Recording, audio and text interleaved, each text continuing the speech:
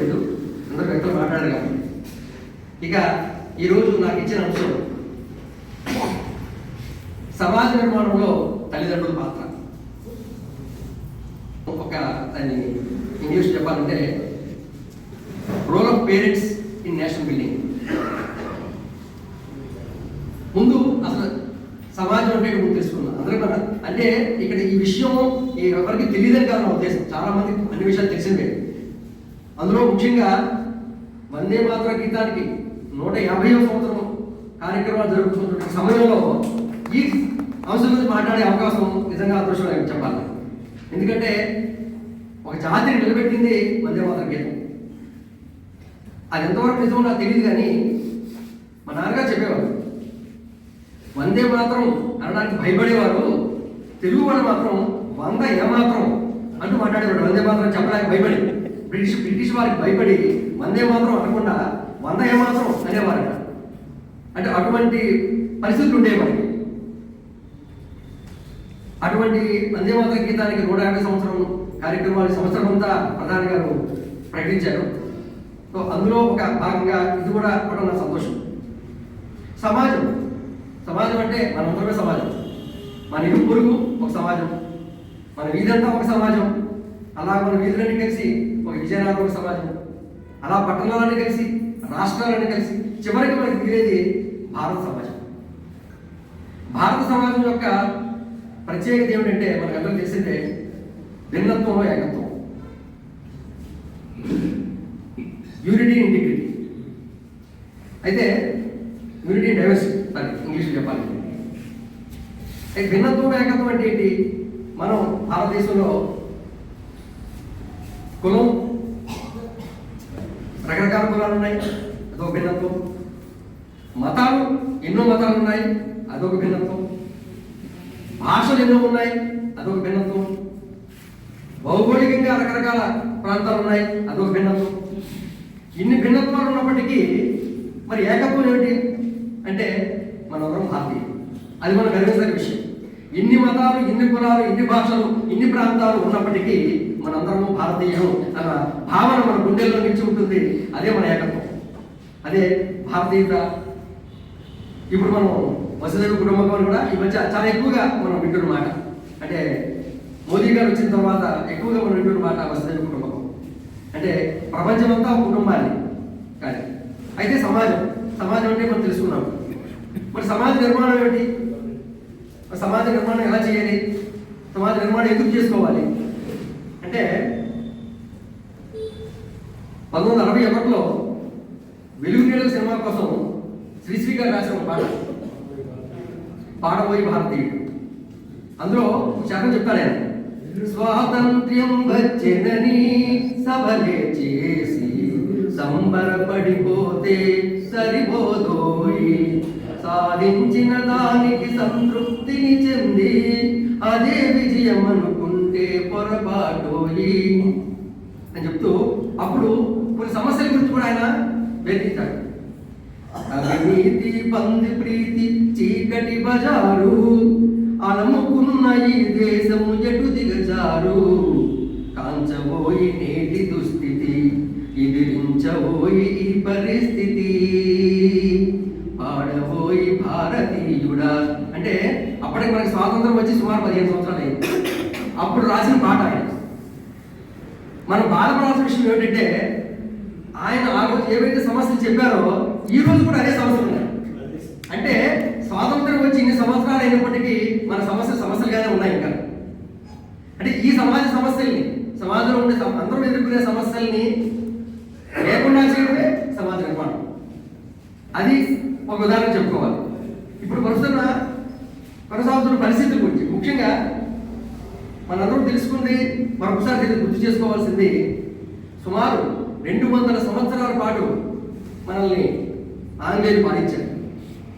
ఆ 200 సంవత్సరాలు మాకు స్వాతంత్రం కావాలి అని పాటుపడుతూ సుమారు 3 లక్షల మంది భారతీయులు తమ ప్రాణాలు త్యాగం చేశారు. ఆ ప్రాణ త్యాగం వల్లనే మనం ఈరోజు స్వాతంత్రాన్ని అనుభవిస్తున్నాం. వాళ్ళు ఏమి ఆశించి స్వాతంత్రాన్ని సంపాదించి పెట్టారు. అంటే ఆ స్వాతంత్రం వాళ్ళు చేసిన దాని గురించి ఒక చిన్న శేషపద్యం నేను రాసుకుని శేషపద్యం చెప్తాను. సొంత పాలన కోరి సొంతైన వెరవక ఆంగ్లేయ సేనలనడ్డగించి ప్రాణాలనెదిరొడ్డి బాణాలు సంధించి మరవిరంగుల చేత మరణమంది. వారి ఊపిరి అంది పారవస్యమునుంది, వారి ఊపిరులంది పారవస్యమునంది, ఎగిరేను కేతనమెంత ఘనము. అటువంటి 3 లక్షల మంది ప్రాణాలు పోతే వారి ప్రాణాలని ఆకర్షించి వాటిని తీసుకుని జెండా ఎగురుతోంది ఈరోజు. అటువంటి జగన్ జెండా స్వాతంత్రులై నేడు వర్ణాలనెంచక బాధ్యులై మసలక భవ్యకరము. కులము మతము జాతిని కలపలేవు భారతీయత పౌరుల వర్ణమైన, భారతీయత పౌరుల వర్ణమైన సొంతమనుకుని నిత్యము కొంత సలుప ప్రగతి పథమున సాగుట సుగమతరము. మనందరూ కూడా భారతీయులు, మా బాధ్యత అనుకుని ప్రతి ఒక్కరూ నా కోసం కాదు, నా స్వార్థం కాదు. ఇప్పుడే మేడం గారు చెప్పారు. ఇప్పుడు గత ఇన్ని సంవత్సరాల నుంచి ఈ సంస్థని ఎటువంటి ఫలాపేక్ష లేకుండా, ఎటువంటి ఇది లేకుండా ఆయన నడుపుతున్నారు. అటువంటి వ్యక్తులు నిస్వార్థంగా కేవలం సాహిత్య సేవ అంతే. అలా మనం ఆదిత్య సేవ చేయాల్సిన సేవ అంటే దేశం కోసం. దేశం కోసం మనం ఏం చేయగలం? ఇప్పుడు మనం చెప్పాం 3 లక్షల మంది ఎంతో ప్రాణాలు అర్పించారు. మనం ప్రాణాలు అర్పించక్కర్లా, ప్రాణాలు అర్పించి వారు మనకిచ్చిన ఈ స్వాతంత్రాన్ని కాపాడుకుంటూ వారు ఏం ఆశించి మనకి స్వాతంత్రాన్ని సంపాదించారో దాన్ని ముందుకు తీసుకెళ్లాల్సిన బాధ్యతగా మనం మసలుకోవడమే సమాజ నిర్మాణం. అదే మనకు కావాల్సిన విషయం. ఇప్పుడు అప్పుడు సమాజం ఎలా ఉన్నదానికి ఒక చిన్న ఉదాహరణ చెప్తాను. నేను చిన్నప్పుడు మా అమ్మ పాడే మాట వినేవాడిని. ఒకసారి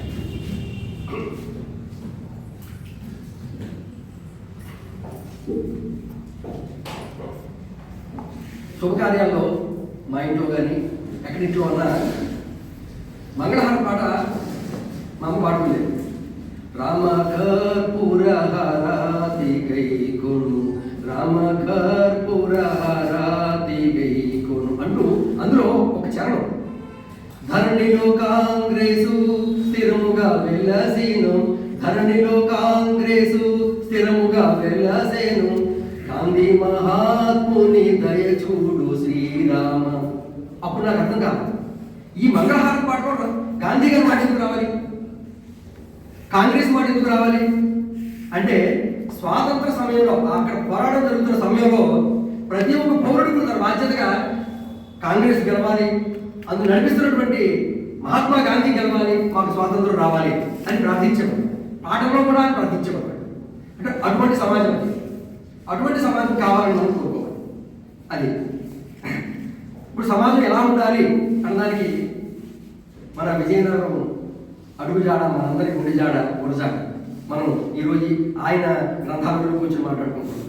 ఆయన ఎప్పుడో చెప్పారు, దేశమును ప్రేమించుమన్నా మంచి అన్నది పెంచుమన్నా, చట్ట పట్టాలు పట్టుకుని దేశభక్తులంతా నడవవలెనోయ్, అన్నదమ్ముల వలెను జాతుల మతములన్నీ వెలగవలెనోయ్, సొంత లాభము కొంతమానుకు పొరుగు వారికి తోడుపడబోయ్, దేశమంటే మట్టి కాదోయ్ దేశమంటే మనుషులోయ్ అని ఆలోచించి చెప్పాడు. అంటే దేశం అంటే ఎలా ఉండాలి అని ఎప్పుడు చెప్పాడు. అంటే అటువంటి సమాజం మనకు కావాలి, అది సమాజ నిర్మాణం. అయితే మరి సమాజ నిర్మాణం కావాలి అనుకున్నప్పుడు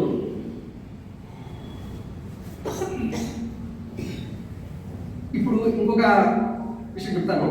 ఈ విజయభావన వారి ఇందులో చూస్తే పైన శ్రీనారాయణ రెడ్డి గారు రాసినట్టు ఒక పాట రాశారు. అది దీనికోసం రాశారు, లేకపోతే ప్రతిసారి ఉంటుంది అది. ఈ విషయం దృష్టిలో పెట్టుకుని రాశారు. నాకు అదే ఆశ్చర్యం అనిపించింది. అందులో కూడా ఇది తోడుకోవడం సినిమా కోసం శ్రీనారాయణ రెడ్డి గారు రాసిన పాట. అందులో ఒక చరణం పెట్టాను. నీ ధర్మం నీ సంఘం నీ దేశం నువ్వు మరువద్దు, జాతిని నడిపి నీతిని నిలిపిన మహనీయులనే మరువద్దు అంటూ ఆయన శ్రీనారాయణ రెడ్డి రాసిన పాట. అందులో ఒక వాక్యం రాస్తారు, స్వతంత్ర భారత రథసారథి సమరాన దూకె నేతాజీ, సత్యాగ్రహమే సాధనముగా స్వరాజ్యమే తెచ్చే బాపూజీ, గుండెకెదురుగా గుండె నిలిపెను ఆంధ్రకేసరి టంగుటూరి, తెలుగు వారికి ఒక రాష్ట్రం కోసం ఆహుతి అయ్యను అమరజీవి అంటూ ఆయన చెప్తూ, ఆ దేశ భక్తులు వెలసిన దేశం నీవు పుట్టిన భారతదేశం అంటాడు. అంటే అటువంటి దేశభక్తులు పుట్టిన భారతదేశం ఇది, అటువంటి సమాజం మనకు కావాలి అంటూ సమాజ నిర్మాణం కోసం చెప్తాడు. అయితే ఇటువంటి సమాజం మనకు కావాలి. అయితే సమాజ నిర్మాణం గురించి మాట్లాడుకున్నప్పుడు భారతదేశం ఒక యవ్వన దేశం. అంటే మనకున్న ఈ జనాభా సంఖ్యలో 65% మంది యువకులు. 35 సంవత్సరాల అంటే సగటు వయసు చూసుకుంటే 35 సంవత్సరాలు అంటే 65% మంది యువకులు కలిగింది. అందులో ముఖ్యంగా 50% 25 సంవత్సరాలు కలిగిన వయసు వ్యక్తులు. అంటే భవిష్యత్ అంతా యువకుల చేతిలోనే ఉంది. భారతదేశ భవిష్యత్ అంతా యువకుల చేతిలో ఉంది. అయితే మరి సమాజ నిర్మాణంలో యువత పాత్ర ఉండాలి కదా, మరి తల్లిదండ్రుల పాత్ర ఎందుకు? యువత పాత్ర ఎలాగూ ఉండాలి, కానీ ఆ యువతని తీర్చిదిద్దేది ఒక భాగం తల్లిదండ్రులు. యువత అంటే ప్రతి పిల్లలకి ఎవరికైనప్పటికీ ఆది గురువులు అమ్మా నాన్న. ఇంటి నుంచే సమాజం ప్రారంభమవుతుంది, ఇంటి నుంచే మంచైనా చెడ్డైనా ప్రారంభమవుతుంది. కాబట్టి సమాజ నిర్మాణంలో తల్లిదండ్రుల పాత్ర ఎంతైనా ముఖ్యం. అయితే ఇక్కడ చిన్న ఒక జోక్ చెప్పుకుంటే, ఒక అబ్బాయి తండ్రిని అడుగుతున్నాడు అన్నమాట, నాన్న భక్త ప్రహ్లాదుడు తండ్రి అయినటువంటి హిరణ్యకశిపుడి మాట వినకుండా ఖ్యాతిగాంచాడు. అలాగే శ్రీరాముడు తండ్రి అయినటువంటి దశరథ మహారాజు మాట తప్పకుండా వింటూ ఆయన కీర్తిగాంచాడు. ఇప్పుడు నేను నీ మాట వినాలా వద్దా నాకు చెప్పన్నాడు. నాకు తెగమగా ఉంది. అసలు ఆయనేమో తండ్రి మాట వినలేదు, ఈయనేమో తండ్రి మాట విన్నాడు, ఇద్దరు కీర్తికి వచ్చారు. మరి ఇప్పుడు నేను నీ మాట వినాలి వినొద్దా అంటే తండ్రి చెప్తాడు, నాయన రాముడు త్రేతాయుగం, అలాగే భక్త ప్రహ్లాదుడు ద్వాపరయుగం, ప్రస్తుతం నడుస్తున్నది కలియుగం. ఈ కాలంలో నువ్వైనా నేనైనా మీ అమ్మ మాట రాసింది ఇంకో మాట జోక్స్ను పక్కన పెట్టుకుంటే పిల్లలకి తల్లిదండ్రులు చెప్పిన మాట వినాలి. పిల్లలకు ముఖ్యంగా కొసరి ముద్దలు తినిపించి కోపగించి సంప్రదాయము నేర్పించు సాకు తల్లి. కొసరి ముద్దలు తినిపించి కోపగించి సంప్రదాయము నేర్పించు సాకు తల్లి.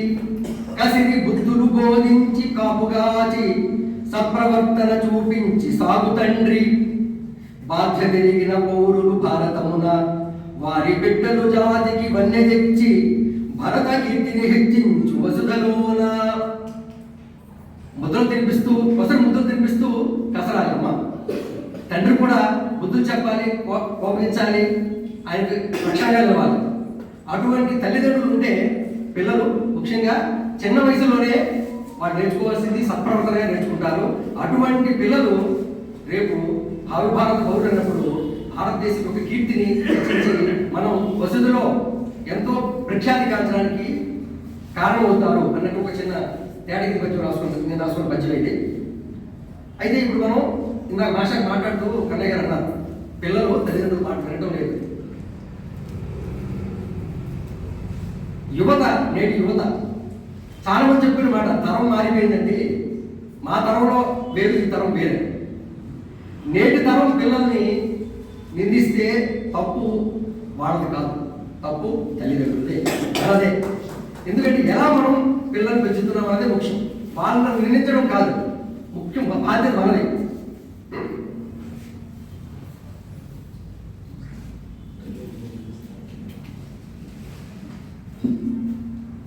ఈ మధ్యన మనం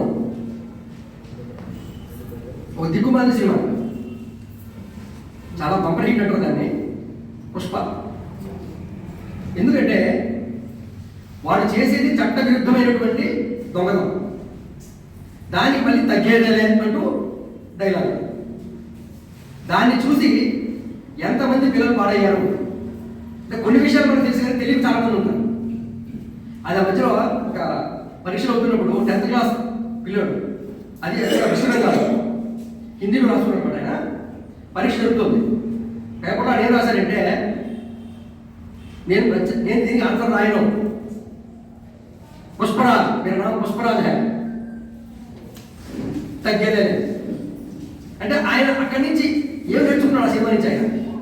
అలాగే మన తెలుగునాడు తెలియదు అది రాసుకుంటే ఏంటంటే, దమ్ముంటే పట్టుకో ఇన్విజిలేటరు, పట్టుకుంటే వదిలేస్తా బుక్లెట్, నీ ఎవ్వ తగ్గేదలే అని బోర్డుగా రాశాడు పిల్లలు. ఇది ఈ దరిద్రమైన డైలాగు ఆ సినిమా నుంచి వచ్చింది. ఆ సినిమా వచ్చిన తర్వాత మీరు అందరూ చూసే ఉంటారు, వాట్సాప్లో ముసలివాళ్ళ నుంచి పిల్లల ప్రతి ఒక్కరు తగ్గేదలేని వీడియోలు పెట్టేవాళ్ళు. అంటే ఎటువంటి పరిస్థితిలో అంటే సినిమా సమాజాన్ని ఏ విధంగా పాడు చేస్తుంది అన్నారు ఒక ఉదాహరణ. ఆ సినిమా ప్రీ రిలీజ్ అవుతుందని తండ్రి పిల్లలు తీసుకుని హైదరాబాద్ వెళ్ళి ఒక కూర్చొని చెప్పాడు. అది మనం ఎవరో విన్నాం. నిన్నే వాళ్ళకు ఒక దానికి నివేదిక అప్పచెప్పారు పోలీసులు, అందులో దానికి కారణాలు చెప్పారు. కానీ ఇప్పుడు ఆ అబ్బాయి ప్రాణం వస్తుందా? ఆ అబ్బాయి భవిష్యత్తు ఎంత ఉండాల్సింది? చిన్నపిల్లడు చనిపోయాడు, ఎంత భవిష్యత్తు ఉండాల్సింది? సినిమా చూపించవచ్చు, తల్లిదండ్రులు చూపించవచ్చు. ఆ మధ్య ఇంకోటి కూడా చూశారు, అప్పుడు అడిగారు పిల్లాడిని, పెద్ద అయిన తర్వాత నువ్వేమవుతావంటే నేను పుష్ప అవుతాను. అప్పుడు తల్లిదండ్రులు చెప్పాల్సిన విషయం ఏంటి? అది సినిమా, అది వాడు చేసే దొంగతనం, అది నువ్వు నేర్చుకోకూడదు, అది సినిమాకే పరిమితం, మన జీవితంలో నిజ జీవితంలో దాన్ని తీసుకోకూడదు అని చెప్పాల్సిన బాధ్యత ఎవరిదండి? తల్లిదండ్రులు. కాబట్టి సమాజ నిర్మాణంలో తల్లిదండ్రుల పాత్ర చాలా ముఖ్యమైనది చెప్పడానికి ఉదాహరణ. ఇంకో విషయం, ఆ మధ్య విశాఖపట్నంలో అర్ధరాత్రి 40 మంది కుర్రాళ్ళు 20 బైకులు వేసుకుని వేరంగా సృష్టించారు. 12 గంటల ప్రాంతం దాటిపోయింది, రోడ్ల మీద తిరుగుతూ. అందులో ఈ మధ్యన ఒక దరిద్ర పొరపాటు చూస్తున్నాం మనం, ఆ సైలెన్సర్ పీకేస్తారు, విపరీతమైన శబ్దం చేస్తుంది, రోడ్ల మీద వెళ్తారు. అలా తిరుగుతూ ఒక ఆర్టీసీ డ్రైవరు, ఆర్టీసీ ఆయన బస్సు ఆగి ఆయన దారి పట్ల ఆయన బస్సు దిగి ఆ పిల్లలు మందలించాడు, మీకు గుర్తుందా బుర్రందా ఈ టైంలో ఏంటి అలా గొడవ చేస్తున్నారు అంటే ఆయన ఉంటారు. ఆ పిల్లలు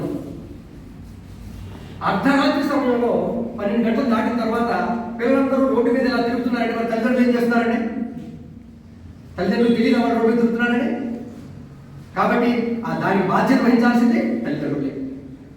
అది జరిగిన తర్వాత ఏం జరుగుతుందో అని నేను అది 3వ పోలీస్ స్టేషన్ అనుకుంటాను, పోలీస్ స్టేషన్ పరిధిలోకి వస్తుంది.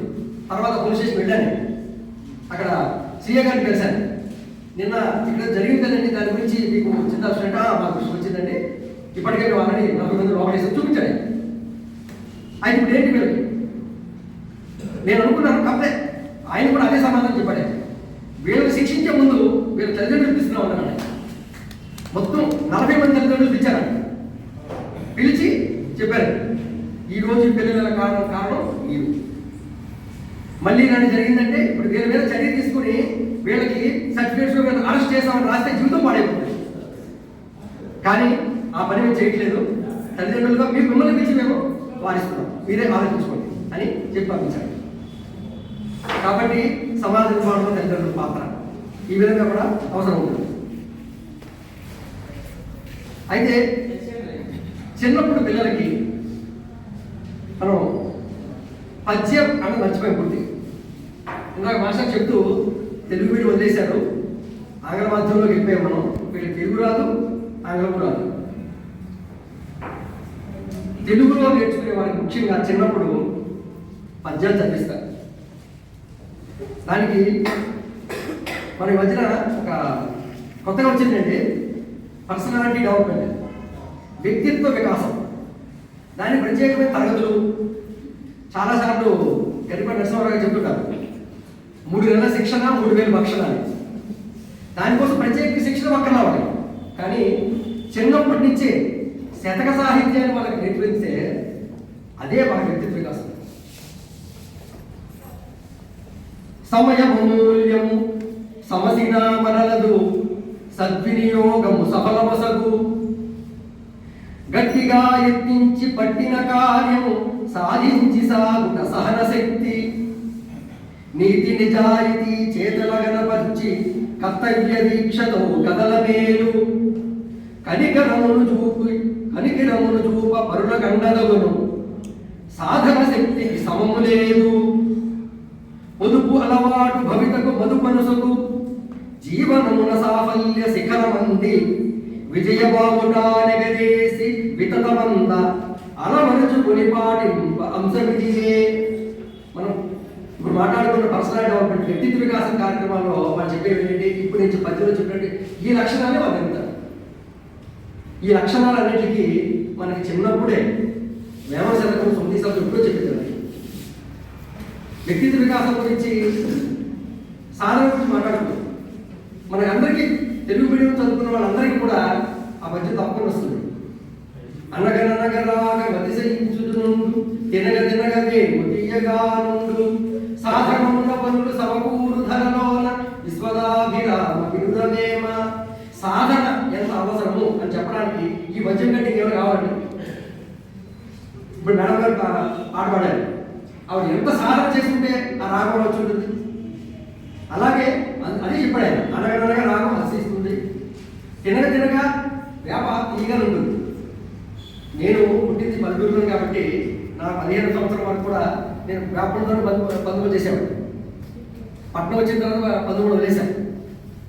ఆ వేపల మొదట్లో మనకి చేదర్పించవచ్చు, కానీ రోజు దాంట్లో చేసుకుంటే మాకు చేదర్పించదు. అది ఎందుకు వచ్చింది? సాధన. కాబట్టి పిల్లలకి ఏం చెప్తున్నారు, అలా నువ్వు సాధన చేస్తే నీ జీవితంలో సాఫల్యం పొందుతావు, నువ్వు చేసిన పనిలో నైపుణ్యం వస్తుంది నీకు అని చిన్నప్పుడు 3వ తరగతిలో నేర్పిస్తే వాడికి మరి ప్రత్యేకంగా వేరే తరగతి ఎందుకండి? తన కోపమే తన శత్రువు, తన శాంతం తనకు రక్ష, దయ చుట్టం బౌ అని 9 శతకం చెప్తున్నాడు. కోపం అంటే ఎలా ఉంటుంది? నీ సంతోషమే నీ స్వర్గం, నీ దుఃఖమే నీ నరకం. అదే తథ్యం 9 అంటాడు. ఇలా మనిషి బ్రతకాలి అని చెప్పేది మన పద్యం. దాన్ని మనం వదిలేసుకున్నాం, ఎందుకంటే తెలుగు మాధ్యమం వదిలేసాం. నాకైతే జ్ఞాపకం అంటే చిన్నప్పుడు నేర్పిన పద్యాలు కానీ చిన్నప్పుడు తీసుకున్న అంశాలు కానీ మనిషి ఆ లేత వయసులో ఆ హృదయం మీద ఒక ముద్ర పడిపోతుంది, అది జీవితాంతం నిలబడుతుంది. దాని పెద్ద పెద్దవాళ్ళు చాలా మంది పెద్దవాళ్ళు ఉన్నారు. అంటే మనం అబ్దుల్ కలాం గారి వింగ్స్ ఆఫ్ ఫైర్ పుస్తకం చదివితే ఆయన చెప్తారు తను చిన్నప్పుడు చదివిన స్కూలు, తను ఎయిర్క్రాఫ్ట్లో ఎందుకు వెళ్ళాల్సి వచ్చింది, ఆయనకి ఏంటి ప్రేరణ కలిగింది, అలాంటి చాలా పెద్ద మనుషులు చెప్తారు. నేను సామాన్యంగా నేను చెప్తున్నాను ఎటువంటి ప్రభావం చూపిస్తుంది పిల్లల మీద. చిన్నప్పుడు బడిలోన నేర్చిన పద్యము హృదయమై బంగారు భవితకు బాటవేయు ధారణా శక్తియు తార్కికాలోచన పసి హృదయమున పరిణవీయు భాషా నైపుణ్యము పరిణతి కాంచును శతక పద్యముల చదివినంత ఇచ్ఛానుసారం ఏకాగ్ర చిత్తులై చదివిన పద్యము వదిలిపోదు. కాల్పనిక శక్తి జ్ఞాప్తిని కలుగజేసి లేత వయసున నేర్చిన నీతి మాట నైతికత్వము రగిలించి నాటు వేసి తెలుగు పద్యము జాతికి వెలుగురేఖ. జాతికి వెలుగురేఖ తెలుగు పద్యం ఉందని వదిలేసాము. నేను భారతీయ వాయుసేన వదిలిపెట్టిన తర్వాత 2010లో చెప్పాను, 2010లో నేను వచ్చాను, భారతీయ స్టేట్ బ్యాంక్ వచ్చాను. అప్పుడు చేరిన తర్వాత ఈ ఆంధ్ర రావడం, అప్పుడు చూసిన తర్వాత తెలుగు పరిస్థితి చూస్తే నిజంగానే బాధ అనిపించింది. అంటే మేము ప్రవాసాంధ్రులుగా ఉంటూ తెలుగు మీద ఎంత ఆసక్తి చూపించేవాళ్ళం ఇప్పుడు మనం చూస్తున్నాము. విదేశాల్లో ముఖ్యంగా అమెరికాలో మన తెలుగు వాళ్ళందరూ తెలుగు ఇంకా బాగా గౌరవిస్తాం మనకంటే. అలా మేము చేసుకునేవాళ్ళం. కానీ వచ్చిన తర్వాత తెలుగు చూసిన తర్వాత బాధ అనిపించింది. చంద్రుడితో కోల్పోగలాగా నేను కూడా ఏదైనా చేయొచ్చు ఈ భాష కోసం, మనం చెయ్యాలి అనిపించిన తర్వాత కథలు రాస్తున్నారు, కవితలు రాస్తున్నారు, కనిపిస్తున్నాయి, కానీ పద్యం తక్కువైపోయింది అని అనిపించి అప్పుడు ఎప్పుడో నాకు 1984లో మా తెలుగు మాస్టర్ ఉన్నాడు విశ్వనాథ గారు, ఆయన నేను గురించి అంతస్తే తెలుసుకున్నారు. అయిన తర్వాత ఎవరో మళ్ళీ ఒక వాట్సాప్ గ్రూప్ ద్వారా పద్యం రాయడం నేర్పిస్తాను అంటే మళ్ళీ నేను ఆ గ్రూప్లో చేరిన తర్వాత అప్పుడు పద్యం రాయడం నేర్చుకున్నాను. ఆటవాళ్ళకి జాటికి రాస్తూ అలా నేను శేషపద్యంలోకి వచ్చాను. అలా ఎందుకు శేషపద్యం రాయాలనుకున్నానంటే చెప్పాలనుకున్న భావన ఏదైనా వచ్చు. నేను ముఖ్యంగా నేను రాసినటువంటి పుస్తకాలు అందరికి ఇస్తాను, పుస్తకాలు అందరికి ఇస్తాను. అందులో నేను సుమారుగా 200 శీర్షపద్యాలతో నమో భారత ఖండకావ్యాన్ని ఆవిష్కరించాను. అందులో మీరు చూసుకుంటే అంటే పద్యం అంటే మామూలుగా నేను కేవలం సామాజిక సమస్యలు దేశభక్తి గురించి రాశాను. చెప్పాలనుకున్న అంశాన్ని కనీసం పద్యంలో చెప్తాము, ఎందుకంటే పద్యం కరువైపోతుంది.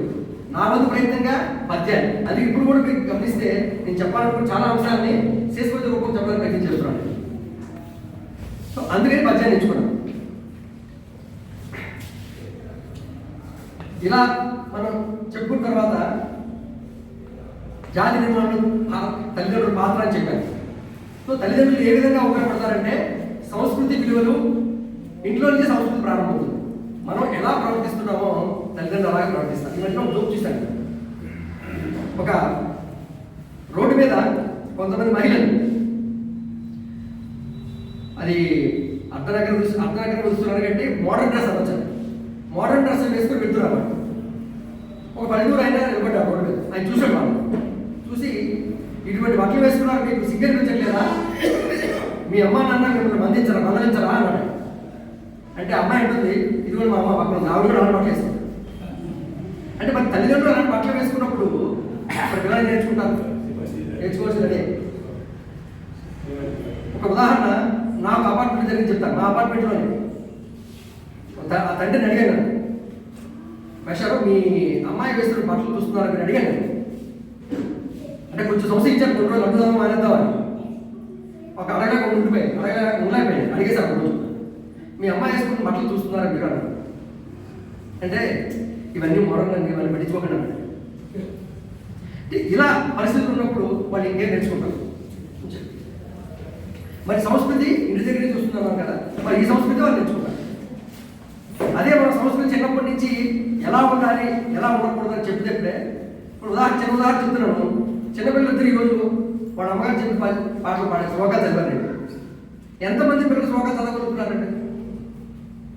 ఒక శాతం మీరు తీసుకుంటే కనీసం 10% కూడా ఉన్నారేమో అలా పాడగలిగారు. ఎందుకు వస్తుంది? అది వాళ్ళ అమ్మగారు ఇంట్లో నేర్పించారు కాబట్టే వస్తుంది. ఆ సంస్కృతి ఆవిడ చిన్నప్పటి నుంచి నేర్పించారు కాబట్టి ఆ సంస్కృతి వస్తుంది. కాబట్టి సంస్కృతి ఇంటి దగ్గర నుంచే ప్రారంభమవుతుంది. ఆదర్శంగా నిలబడ్డాడు.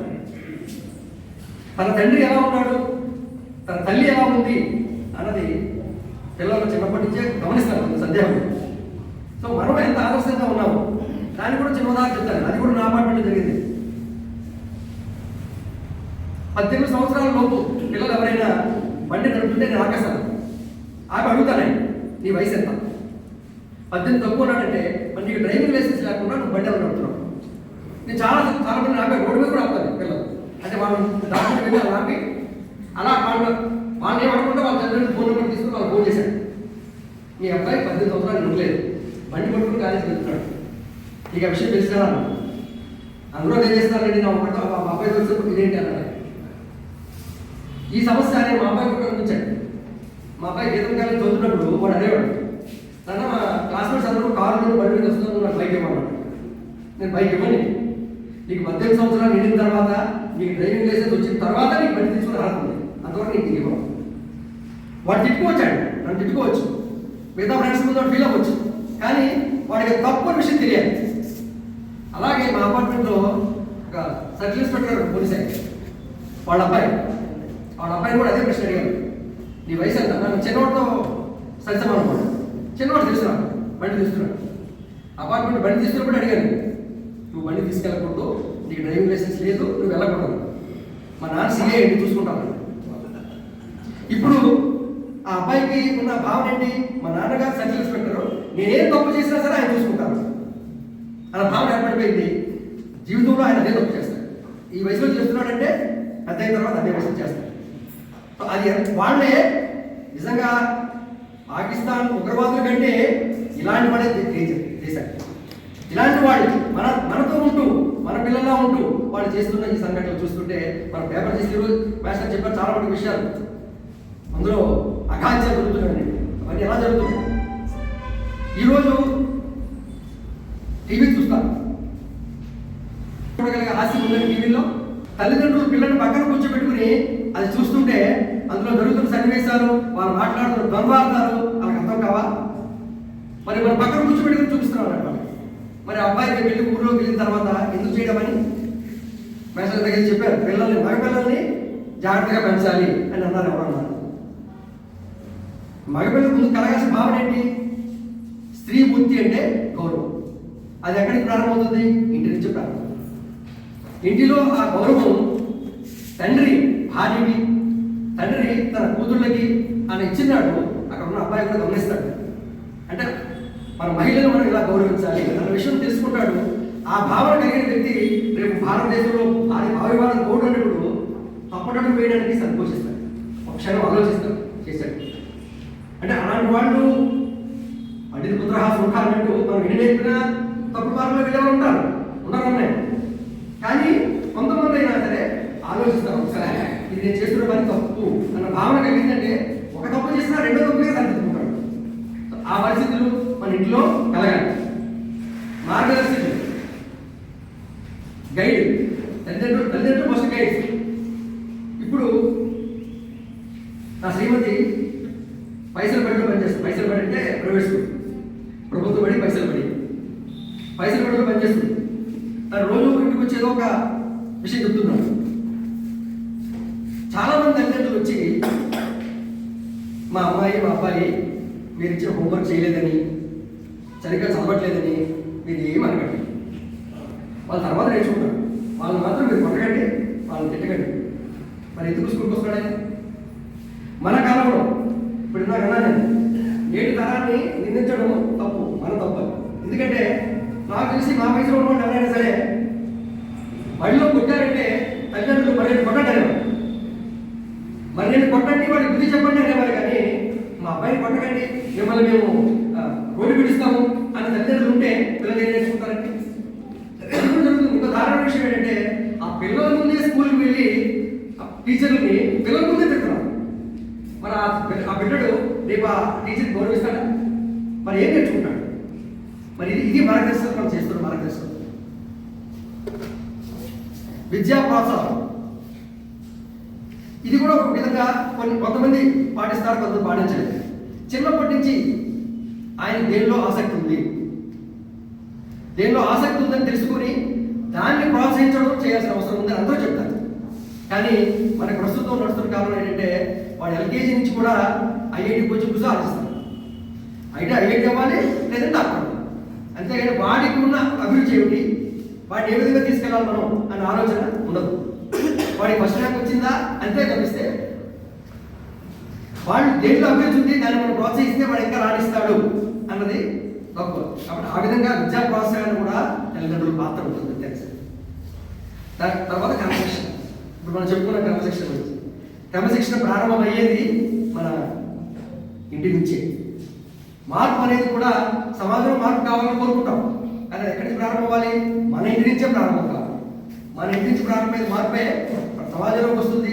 అప్పుడే దేశం బాగుపడుతుంది. మనం ఎవరైతే మన స్వాతంత్రం సంపాదించి పెట్టడం కోసం తమ ప్రాణాలను తృణప్రాయంగా అర్పించి ఈ దేశం కోసం స్వాతంత్రం సంపాదించి పెట్టారో వారు కన్నా భారతదేశం ముందుకు కావాలి, సాకారం పొందాలి అంటే ఇంటి నుంచే మాకు ప్రారంభం కావాలి, ఇంటి నుంచే అన్ని జరగాలి. కాబట్టి ఆది గురువులైన తల్లిదండ్రులు సమాజ నిర్మాణంలో చాలా ముఖ్యమైన పాత్ర వహిస్తారు అని చెప్పవచ్చు.